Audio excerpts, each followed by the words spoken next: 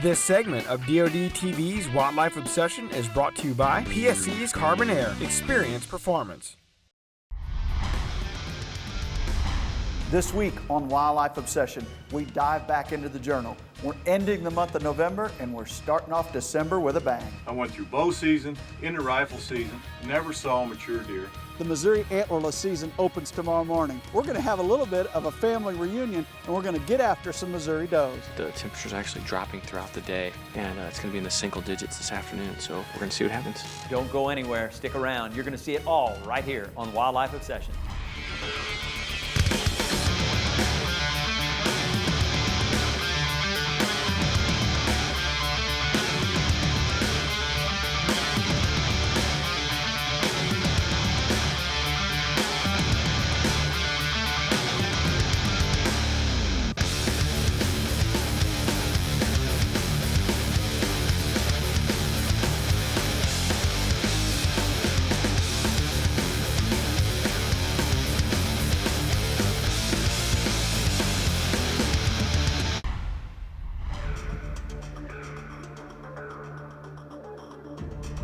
Well, you know, Mike and I are longtime friends, have hunted together for years.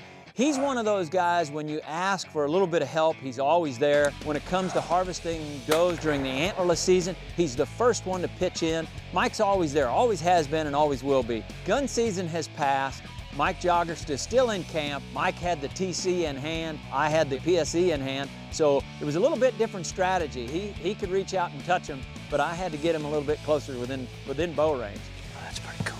That's good to see. We haven't seen that kind of movement in about a month. Just so happened that we're sitting there hunting with the archery tackle and have an encounter with a great deer. A true shooter, just didn't give us that shot opportunity, never got within bow range, but I was really concerned with how Mike was doing. I was really just waiting for that muzzleloader to cap off. 2 bucks after a doe. The chase is on, boys. Look at them go.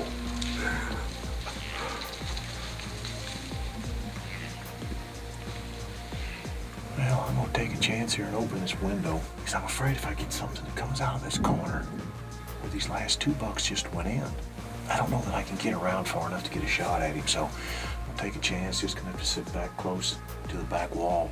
Be still as a church mouse, as they say, and hope for the best. Oh, down here, right here in the corner. Oh yeah, he's a shooter. He can shoot him, don't you think? Oh yeah, he's got some heavy beams, heavy tines.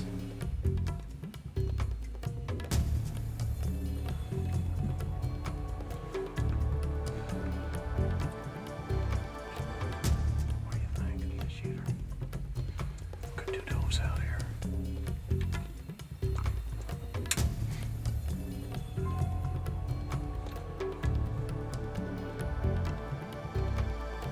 Tell me when he's where you want him.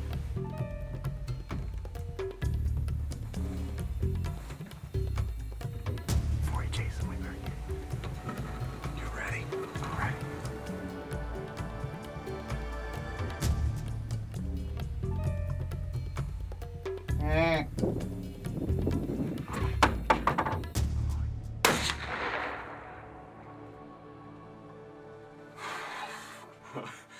Can you believe that? I can finally breathe after 6 weeks. I went through bow season, into rifle season, never saw a mature deer. End up in muzzleloader season. It's my last evening here. Needless to say, the opening the window helped. He steps out down here. You know, I stopped the deer, and my Thompsons did a very good job. Actually, this is my first deer with a muzzleloader. Now I gotta wait for the teacher to come back and pick me up, but I'll sit here all night. I don't care. The horn's right there. Forget the blood. Oh, look at that. Looks good. Well, looks to me like an old buck for an old man. Well, Jeez. I'll take an old buck every day then. Great deer. Yeah, it Good is. job. Good mature deer. It's what I've been looking for. Well, you know that. That's what we look for every time we get in a tree. That's a great deer, and he's got mass all the way through his tines. They're almost knife bladed, the tines are. So he's gonna score well. He's got sharp G1s, Yeah, but he's that awfully hurts good. him a little bit, but who cares? Who cares? Nobody. Not when you get a mature one like that. He's, as far as I'm concerned, he's beautiful. TC did his job. Yeah. Looks like you double lunged him. Right. He didn't go 100 yards. Well, you got a tag on him. You did the job that you needed to do. Now we really got a job. We got to get him gutted and get him out of here. 2 old men to drag one old deer up the hill. He's going to make us a little older, isn't he? Let's get out of here. Good job, man. Great job. Thank you. As we jump into our Deadly Tactics segment, I want to talk about food plots. We always plant a good portion of our farms and our food plots to a product for biologic called Maximum.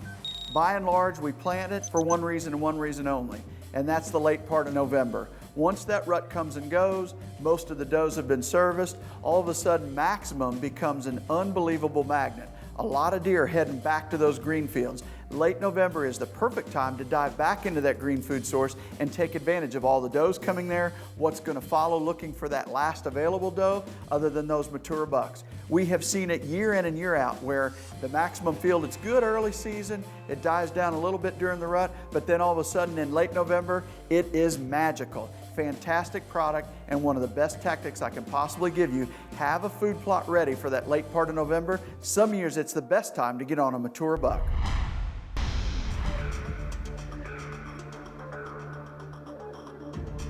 Missouri rifle season has come and gone. A fresh snowfall blankets all of northern Missouri. I can't wait to get back in a stand and see if I can find one of the bucks that I knew of during the preseason. Man, the does start to pile in, freshly fallen snow, the ideal conditions to actually get a mature buck up and get him on the food source. Look up, there's a giant and he's limping just a little bit. I immediately recognize who he is. Got a bunch of deer coming in. One of them looks to be a shooter. He's limping pretty bad. Buck comes out, puts on a show, no chance for a shot.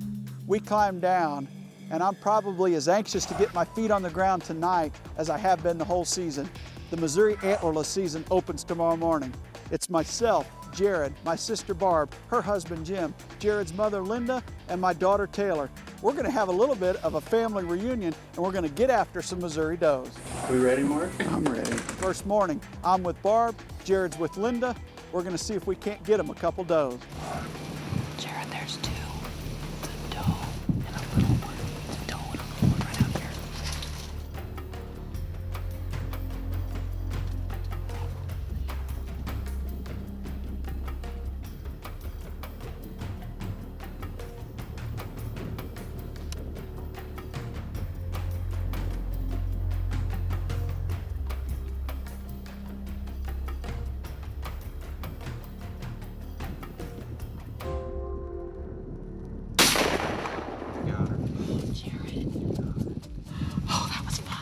Opening day, about 5 minutes into being legal. We've been watching them till the time was right. It looked like it was right here. Thank you so much, Jared. Oh, look at the blood. Jared, there she lays over here. I am like a kid in a candy store. I got to walk the blood trail all the way down. Oh, Brother Mark, thank you so much. This has been so much fun. It's my 4th doe in 5 years, my first snow kill, and it was just amazing. Really cold today, but so much fun. We just had a ball. You got a son here, you got a brother here, you got a niece here. It's just family time and fun. I couldn't possibly be doing anything that's more fun than this. This was amazing. Thanks for the memories, Mark. First cat out of the bag, Linda nails a big doe. Barb takes her doe. It took us a few shots, but she finally got the old girl on the ground. Did you get good footage of Barb's? I don't. No footage of Barb. What happened? I got the first shot on film. That was a miss. And then the second Then shot. I thought it might be, my efforts might be better directed to helping her. You want to see her? Those 2 tags are filled. Now it's Taylor's turn. A buddy of mine from Mississippi, Mr. Kenneth Davis, has a product called the High Rise Hunter. This thing's like a box blind on wheels. You could take it, put it up anywhere. I took it down to the Missouri farm, got it set up, and that's where Taylor, myself, and Linda are headed on this particular hunt. This gun is officially loaded. All we need is one mature doe to give us a shot. It's cold, it's blustery. Finally, the deer start to move.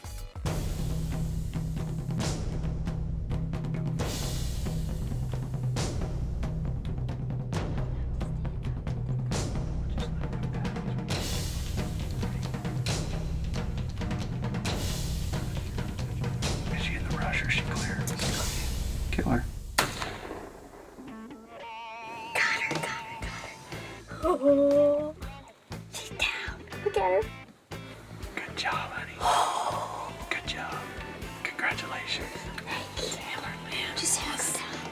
We were in an awesome box barn, nice and warm, and this will be my first doe that I've killed in the snow. We're pretty excited, and so just let the work begin now. Man, what a weekend we had. I mean, you talk about a perfect setting up there in North Missouri. Again, all the snow was on the ground. We spent the weekend just having fun as a family, enjoying deer season. What a great reason to bring the family together. What would be one of the 7 deadly tactics? I'd have to say the attractant would be food. Without question, a lot of times, and whether this is early season or late season, if you've got the groceries, they're gonna show up.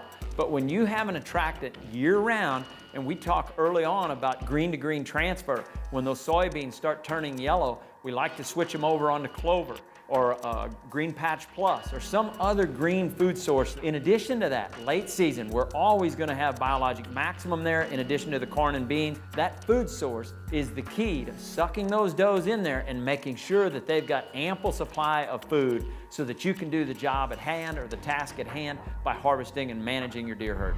This segment of DoD TV's Wildlife Obsession is brought to you by Cabela's, the world's foremost outfitter.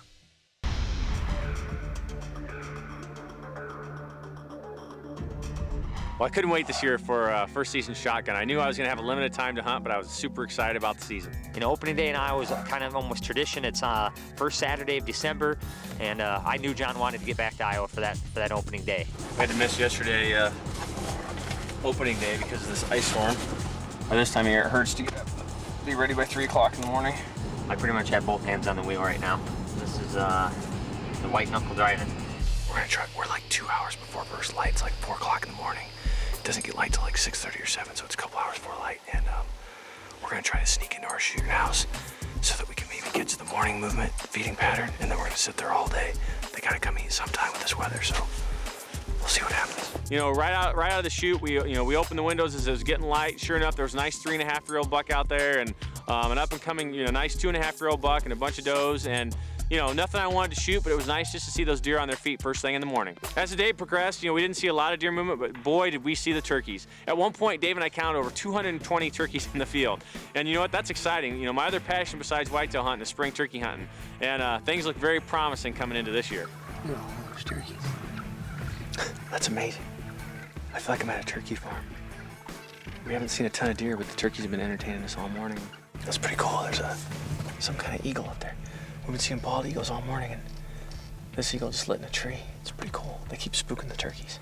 So much for our midday movement. We're going to go ahead and grab lunch, and then it'll be time to get serious. I think that the afternoon movement should pick up. The temperature's actually dropping throughout the day, and it's going to be in the single digits this afternoon. So we're hopeful that will get the deer moving, but we're going to see what happens. Sit here till dark, and hopefully something shows up. We got a nice buck coming. We finally got a 4-year-old. We're going to let him get in the field, let him get a little closer. It's a nice buck, mature deer. Yeah, he's sure. He's mature.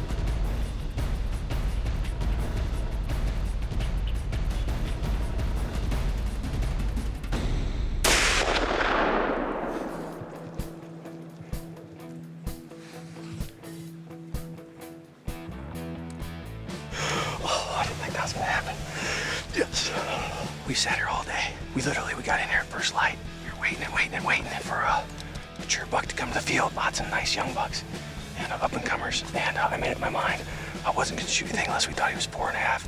And he was at least 140 or bigger. Something cleared the field. All of a sudden, all the deer took off, and it was decision time. It was now or never. And he gave me a perfect quarter and away shot, and I liked it to go ahead and take it. Yes, I got it, buddy. You got it. First day on. Yeah, the TC never fails me.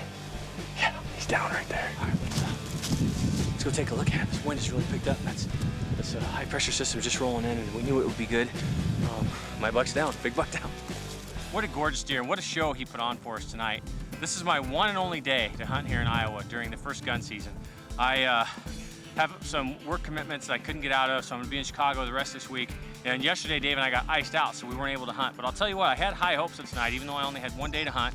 We decided to get in early, come in a couple hours before it even got light, and then sit the entire day and give ourselves the best chance of harvesting a mature deer. We saw several, up-and-coming deer, a couple nice 3.5-year-olds, and I'd made up my mind I was gonna shoot a 4.5-year-old or nothing.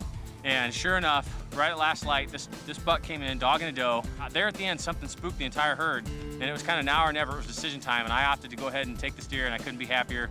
This is the third time I've sat in the shooting house since Dave and I built it, and the first time Dave was fortunate enough to harvest a close to 160-inch 11-pointer. The next time my wife harvested a monster this year in October, a 181-inch buck, and now I'm the lucky recipient of the shooting house that Dave and I built, and this was my first ever night sitting there with a gun, and the TC Pro Hunter performed flawlessly, and here I am, the lucky beneficiary of this gorgeous, gorgeous Iowa buck.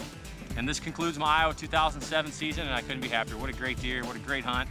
And now I don't have to worry about hunting. I can get back to work and take care of business. Odell and Reisner, they're always up to their old tricks, and they know what they're doing. They know those 7 deadly tactics like the back of their hand. They employed a few of them here. But the real key to killing that particular deer was really his commitment to herd management. Those guys were committed and were looking for a buck that was 4 years old or older. They wanted to make sure that they stuck to their guns and found a deer that met their management criteria. It's so important to set out goals and plans before the season and then live up to them. John only had one day to hunt. It would have been really easy for him to look at that pretty 3-year-old and go, you know what, I'm wrapping my tag around that buck's antler. But he didn't do that. He stuck to his commitment. He and Dave stuck the entire day out. I don't know that there's a time where you can go out and see rut activity, big numbers of deer. I don't know that there's a better time than late November and early December, as we saw in this week's show. What a great bunch of journal entries here on Wildlife Obsession.